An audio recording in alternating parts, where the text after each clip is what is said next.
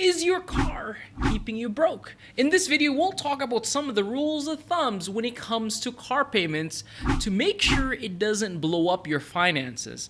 At the end of this video though, I'll also talk about why I believe some of these rules of thumbs suck and it could be just a bunch of overblown BS. I know that there are plenty of experts saying that you should never, ever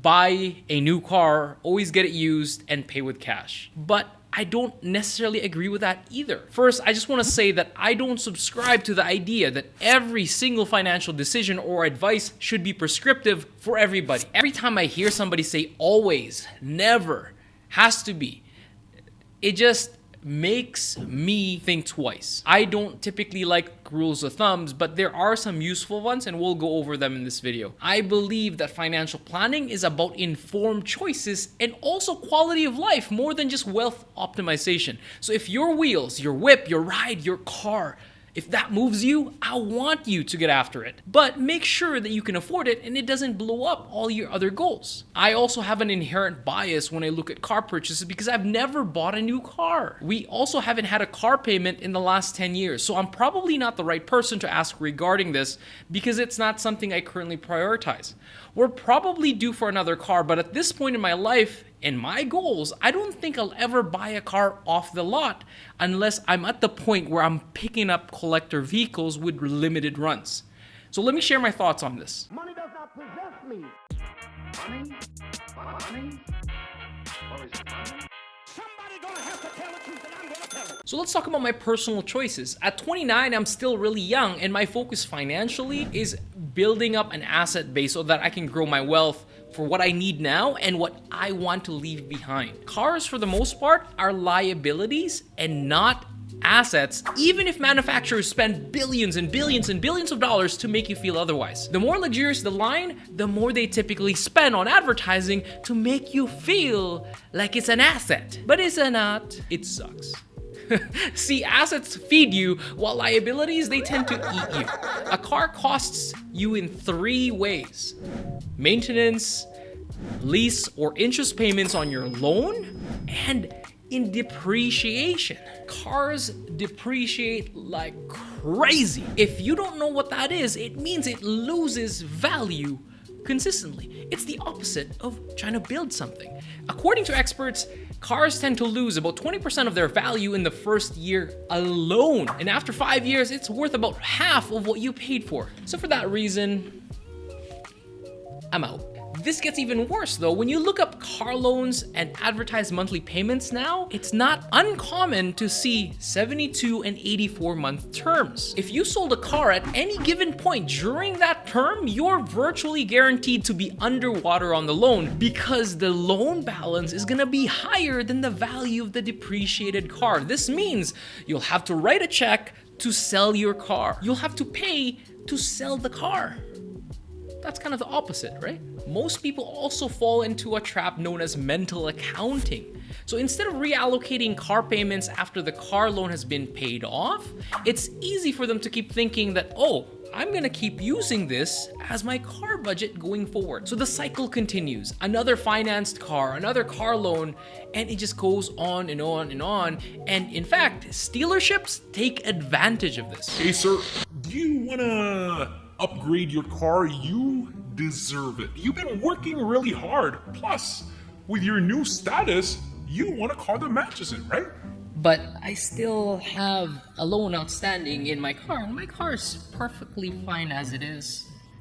No thanks. Well, don't worry about that. You can trade in your current vehicle, and whatever the outstanding loan is, we can just put it on top of your new loan for this new car.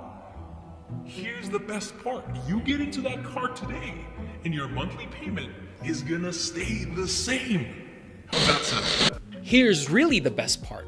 Your payment stays the same, except you will now have a longer loan amortization. So your new financing deal is now a 9-year repayment. Your car will keep you broke if you keep doing this.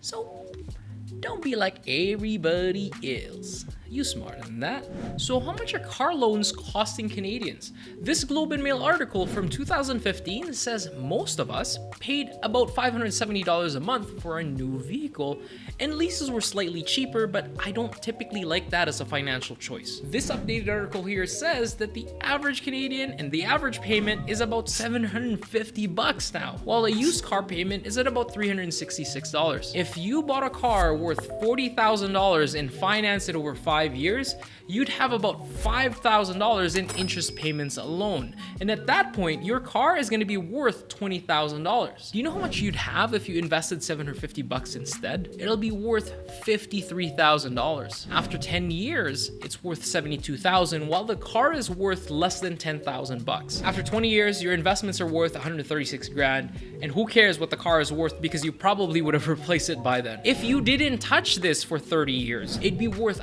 $250,000, and this is if you only made contributions for 5 years and left it alone until the 30-year mark. That's not enough to retire on, but it certainly helps. It might boost your retirement savings. If you decided to spend half what the average Canadian is spending on a brand new car and saved about $400 every month until you retire, and you had 30 years or 35 years before you retired, that's worth more than $600,000 for your retirement. All right, don't get me wrong, I'm not saying you should never buy a car. I know we all need transportation. I also know that it's not realistic to say never ever finance a vehicle or never ever borrow to buy a car, and you should always just pay in cash. So let's talk about a few rules of thumbs that get commonly dished out, and generally I believe them to be good as long as they're not taken to extremes. The first rule is what I call the Jay-Z rule. As Hove says, if you can't buy it twice, you can't afford it. So rule number 1, make sure your monthly investments are higher than your car payments. Make sure what you're allocating to buy assets is higher than what you're allocating to pay for liabilities. So if you spend $500 on a car, you better be investing at least $500. You might be thinking, where am I gonna get the $500? But you're thinking about using that for a car? Where were you gonna get the car payment? The next thing that I would discuss is the 24-10 rule. This means that you should aim to put at least 20% down of your purchase and finance it for a maximum of 4 years. And the monthly payments should not exceed more than 10% of your actual income. So let's say you're tempted, like Hervin was, to look at a Model Y that's worth about $88,000 after it's built. You'd have to put down at least $17,600, and your monthly payment will be $1,550. This means you should be earning about $15,500 every month and setting aside $1,550 for your own investments. Now, I don't really know where the boundary conditions are for these rules of thumbs. Another thing that I want to add though is if you look at this and you consider that I should be looking at a used car instead, it's probably a good idea to buy at least a 2 or 3 year old car, maybe even a 5-year-old car, because most of the depreciation would have been wiped out by then. So you're getting somebody else to pay for the depreciation of the vehicle, and it'll probably be just as good as long as you know what to look for when you're purchasing it. Now let's talk about why rules of thumbs can suck and why I'm not a big fan of using them all the time. Let's go back to the example that we just used. Okay, that's a bit of an extreme. Does this person really need to set aside $1,500 a month to meet their retirement goals or their long-term investment goals? In September, we'll do a video talking about how much you actually need to save for your retirement. And in most cases, people need less than what you'd get if you set aside $1,500 a month. For me, financial planning isn't about extreme wealth optimization. It's also about quality of life and matching our resources, which is time, money, and attention, to what we say we value. We also tend to think that you can only misappropriate funds by overspending, but you can actually do the same thing by being too restrictive on yourself because we don't have a clear way of understanding the long-term impacts of our choices today. So here's a real client situation. Let's call them Bob and Linda. They have a major purchase that would require them to withdraw $30,000 roughly from their investments.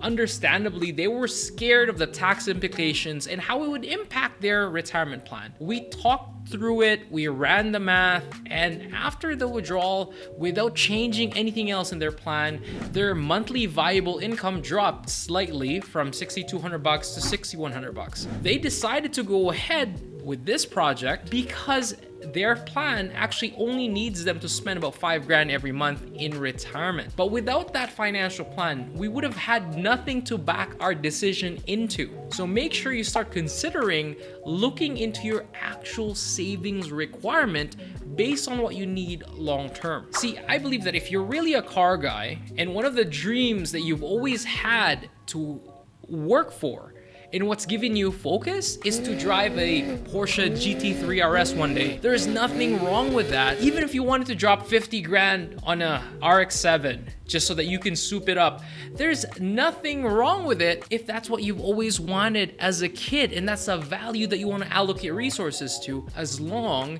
as it doesn't take you away from your other values and it doesn't blow up your long-term financial plan and it doesn't destroy the security you want to provide your family. It's okay to bring more joy into your life this way. Just make sure you take care of the big rocks first and look at the big picture. So there you go. Don't use these rules of thumbs as absolutes. Just because it fits well in an Instagram post or it's TikTokable, you have to really look at your own personal situation. One thing that I agree on though is unless you have a clear understanding of where you need to be financially in the future and what you're doing now, if you're already on track, feel free to spend on living today. But if you're not even saving anything or investing anything and you're dropping $500, $600, $700 on your car, you're doing it wrong. So before I wrap up, we're skipping our upload next week because I wanted to challenge myself, and we are creating a back to school, back to basics investing education campaign. So for every single day in September, we're gonna be publishing a video talking about the basics of investing and personal finance. So if you haven't already, please subscribe to the channel and turn on the notification bell so you never miss a lesson. See you in September. Until then, stay aware, take control. Love y'all. Peace out. You can watch one of my videos right now.